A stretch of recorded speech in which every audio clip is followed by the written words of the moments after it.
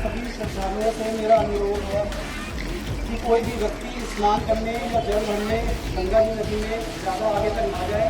कृपया किनारे पर रहकर ही स्नान करें, क्योंकि लगातार 2 दिन से बारिश हो रही है। पहाड़ी क्षेत्रों में भी बारिश हो रही है लगातार, मैदानी क्षेत्र में भी बारिश हो रही है। इस कारण गंगा जी का जल स्तर बहुत